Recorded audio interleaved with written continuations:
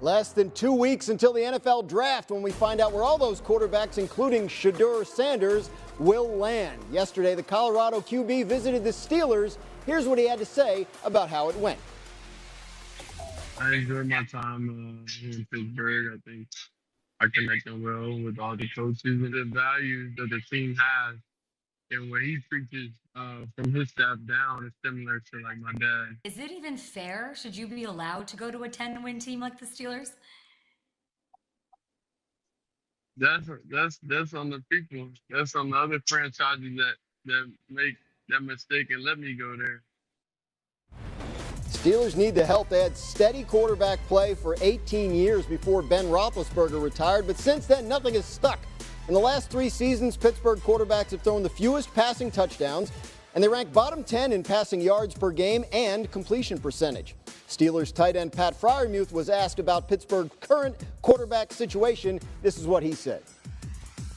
I'd like to think that, whoever we get, or, if it's Mason, I'm comfortable with whoever, man. And, I think it's more so based off what that quarterback was good in the past. Right. And blending it with, Art's scheme.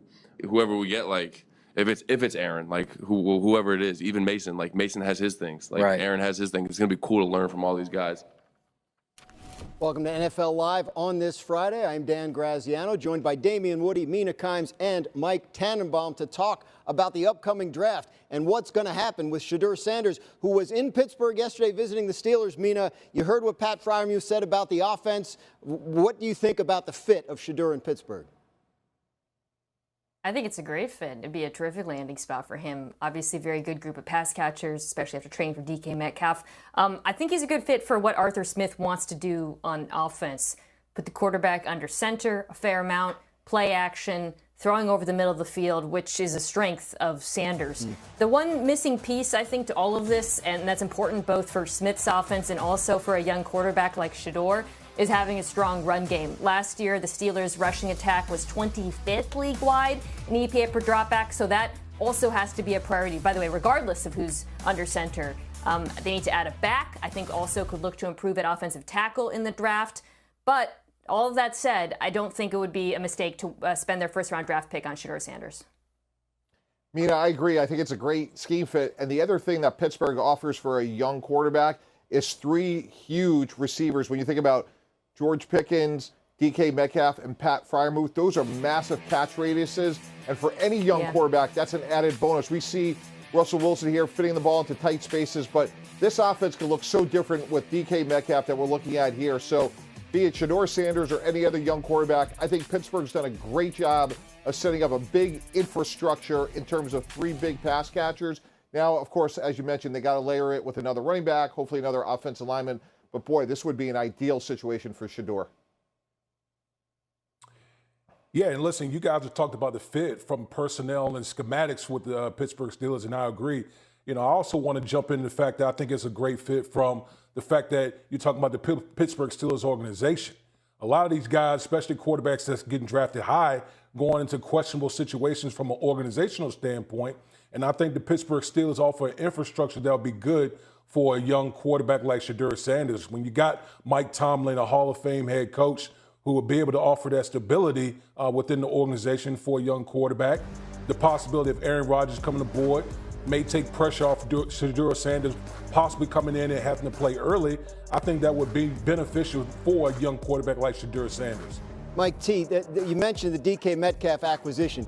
That cost them their second-round pick, and that could affect their ability to move around in the draft if they need to go up and get somebody like Shedeur Sanders or another quarterback. You still like the fact that they were aggressive in the free agency period, even though they weren't set at the quarterback position? I do. I think to have sustained success in the NFL, you have to honestly and soberly look at your team and say, what do we have to do to get better? And they didn't sit there and say, hey, we have Pickens and Freiermuth and Ruben Wilson was a 3rd-round pick. He'll get better. No, they were aggressive. They went out and got a difference maker, a big, strong, downfield, what should be a point scorer. Now, look, I don't think they're also sitting here thinking we're going to have Mason Rudolph as our open day quarterback. So right now it would be a grade of incomplete, Dan. But I give them credit because they went out and got a true difference maker, something they desperately needed. Absolutely. Now they just got to figure out who is going to be throwing him the ball. Staying in the AFC North, there was some news made in Cleveland today. The Browns have signed veteran quarterback Joe Flacco to a one-year, $4 million deal. A couple of years ago, Flacco played for the Browns, won Comeback Player of the Year, and led the team to the playoffs. Browns are excited about Flacco coming back. They tweeted out this picture earlier today. Do we have it? Do we have the picture the Browns tweeted out earlier today? It was Flacco on an airplane. But anyway, Browns are excited about Flacco coming back. You got to take my word for it. There it is. All right, live looking at the airport. Was not live. This picture is actually from 2023, but you can understand why the Browns would like it because that was a good year for them and for Flacco. Mike T., Flacco's 40, didn't play that great last year in Indianapolis. Do you think the Browns are done adding to the quarterback room with this move? Absolutely not. Look, there's been a lot of rumors, and when we start like matching things up, Kirk Cousins seems to be the obvious fit here, given his success with Kevin Stefanski in Minnesota. And look, they could certainly draft somebody. It seems very unlikely they're going to draft somebody at 2, but certainly they could come back up. So I think this is a great insurance policy, a lot more work to be done, and who knows what their depth chart will look like, by the time we get to Labor Day.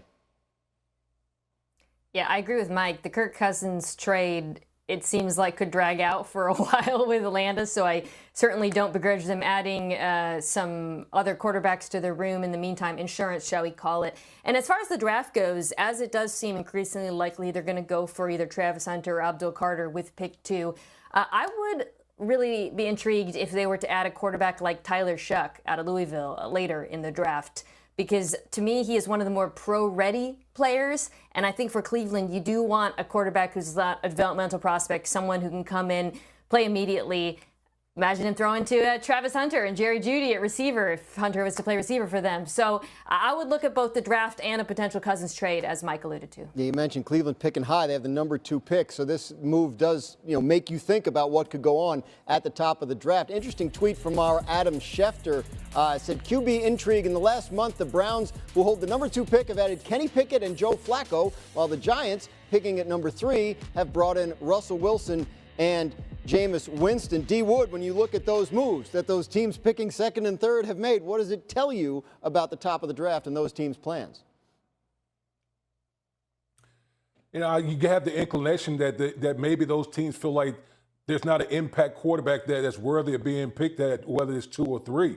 And if you look at the New York Giants, for instance, you saw at the end of the year last year, owner John Murray was talking about the sense of urgency for this organization, that they are in quote-unquote win-now mode. I don't know if you draft Shedeur Sanders, you're actually, you put them in the best position to be successful or help this team win now.